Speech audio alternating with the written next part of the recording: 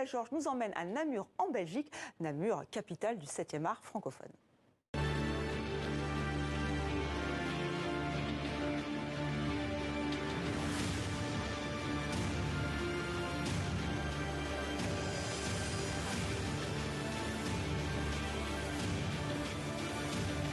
Je pourrais pas être démocratique avec vous.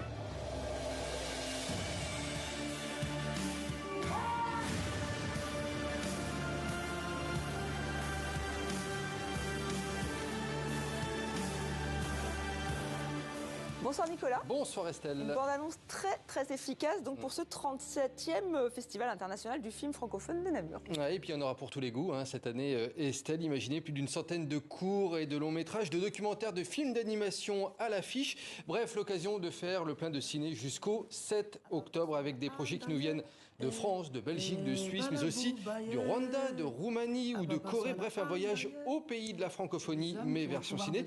Alors, j'ai voulu savoir s'il y avait une thématique qui revenait principalement cette année dans la sélection.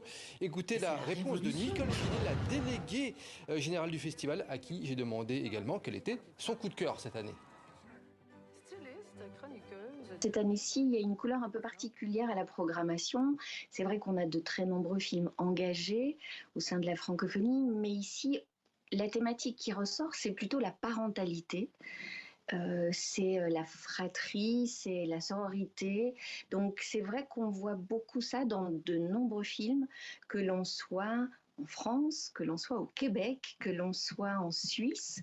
Donc voilà, c'est vrai que cette thématique colore la programmation de l'édition de cette année. Difficile de un coup de cœur.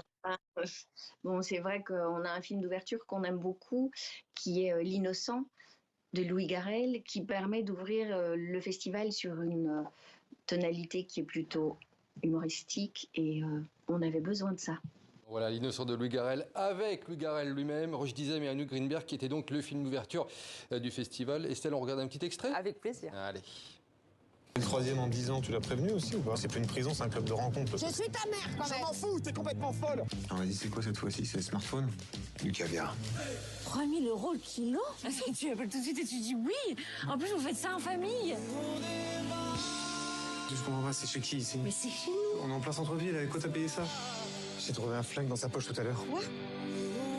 Ce type est dangereux, il me ment depuis le début, Arrête. quoi. Regarde comme elle est heureuse. Regarde.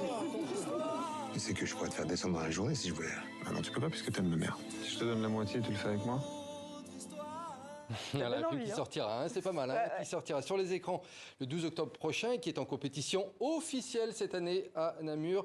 C'est l'un des favoris, vraiment, pour le Bayard d'Or du meilleur film. Alors, dans cette compétition, on surveillera également Father's Day du réalisateur rwandais Kivu Ruoraoza ou encore le film franco-québécois L'origine du mal, bien placés tous les deux dans les pronostics également. Alors ça, c'est pour la compétition officielle, mais Nicolas, vous êtes aussi allé regarder dans le off, si on peut dire ça comme ça? On peut le dire comme ça, et donc l'écologie est un thème très inspirant. Ouais, notamment dans les documentaires et dans les films de fiction programmés cette année avec de nombreux projets pour alerter et pour éveiller les consciences. Alors je vous en ai sélectionné un qui est vraiment intéressant, Estelle. Ça s'appelle Sœurs de combat du réalisateur belge Henri de Gerlache, documentaire qui a recueilli le témoignage de Julia Butterfly Hill. Il y a plus de 20 ans, elle s'était engagée corps et âme dans tous les sens du terme pour sauver une forêt de la destruction au nord de la Californie. Alors en parallèle de son témoignage, l'équipe du film a décidé de partir à la rencontre également des jeunes femmes qui s'engagent aujourd'hui dans l'écologie. Regardez. C'est l'histoire d'une femme, il y a plus de 20 ans, qui s'est engagée corps et âme pour sauver une forêt de la destruction au nord de la Californie. Comme un écho retentissant, des jeunes femmes partout dans le monde aujourd'hui se lèvent et rêvent, chacune à sa manière, de protéger le vivant de la destruction en marche. Elles ont 20 ans, la vie devant, la force et la foi de leur jeunesse. Elles ont fait le choix de sacrifier ces belles années pour une cause qui les dépasse.